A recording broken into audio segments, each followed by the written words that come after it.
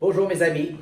Euh, je me présente, je suis Reda Oulamine, avocat au barreau de Casablanca, Paris et New York. Aujourd'hui, je voudrais vous parler d'un sujet qui nous intéresse tous beaucoup et qui est l'acquisition d'un bien immobilier. L'acquisition d'un immobilier. Alors, de quoi s'agit-il? En fait, beaucoup de gens sont un peu impressionnés par le processus d'acquisition parce qu'il comprend plusieurs étapes et qu'il a de fortes composantes juridiques. Alors, pour parler très simplement, qu'est-ce qu'il convient de faire? Tout d'abord, dans la première étape, il faut absolument faire quelques recherches juridiques. Recherches juridiques auprès de la conservation foncière. Chaque bien immobilier a une pièce d'identité qu'on appelle un certificat de propriété.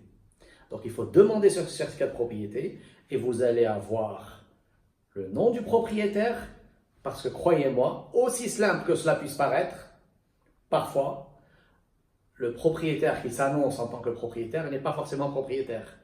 Il peut être décédé, le bien peut être au nom d'héritier, le bien peut ne pas être immatriculé, il peut y avoir une multitude de surprises en matière de détermination du vrai propriétaire du bien. Ça, c'est une chose. Deuxième chose importante dans notre fameux certificat de propriété, c'est de voir quelles sont les charges, comme on appelle les charges qui grèvent, qui affectent ce bien.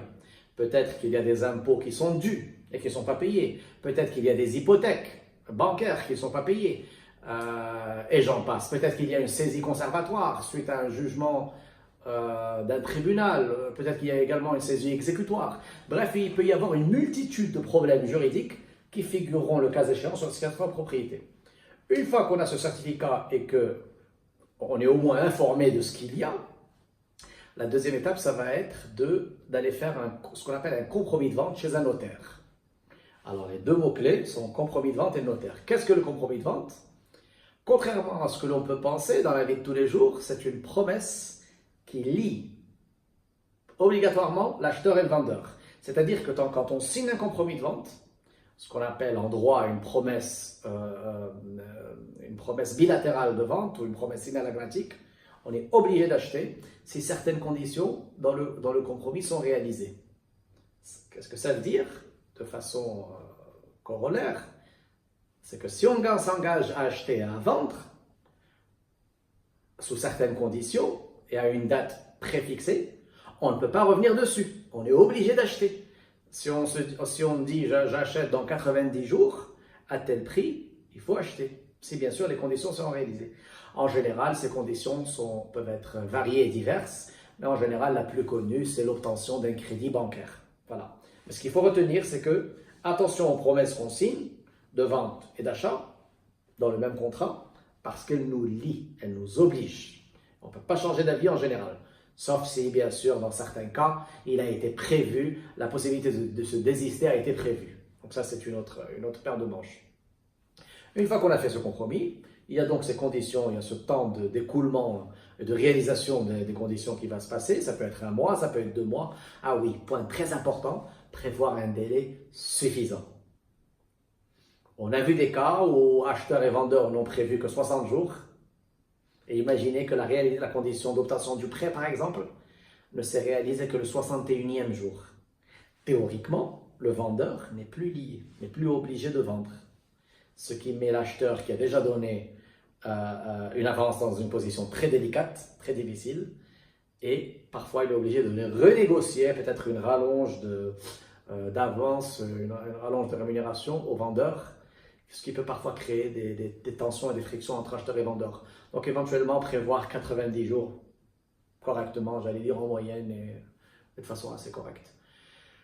Une fois que ces conditions sont réalisées, on passe une deuxième fois chez le notaire pour signer ce qu'on appelle l'acte définitif. Donc les conditions ont été réalisées de part et d'autre, ça peut être d'une seule part, ça peut être de part et d'autre.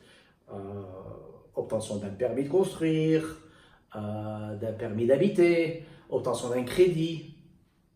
Encore une fois, il y a l'effet d'automaticité de ces conditions, c'est-à-dire que si elles sont réalisées, vous êtes liés.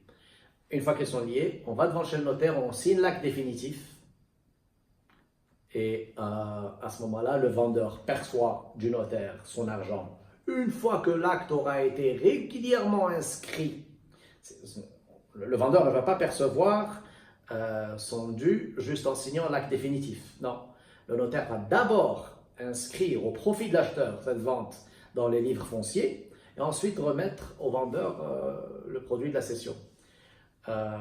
Voilà. Dernière chose, bien sûr, même par devant notaire, il y a lieu, je pense, notamment pour les acquisitions importantes, de se faire conseiller par un conseil indépendant, votre conseil, le cas échéant. Ce n'est pas obligatoire, pas du tout, mais c'est parfois recommandé.